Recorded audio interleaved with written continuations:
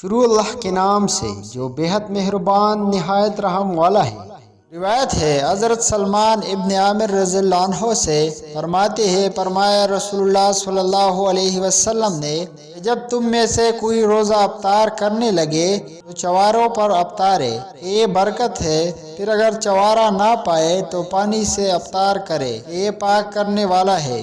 روایت ہے حضرت انس رضی اللہ عنہ سے فرماتے ہیں کہ نبی کریم صلی اللہ علیہ وسلم نماز سے پہلے چند تر کھجوروں پر روزہ افطارتے تھے۔ اگر تر کھجورے نہ ہوتے تو خشک چواروں پر، اگر چوارے بھی نہ ہوتے تو پانی کے چند گھونٹ پی لیتے۔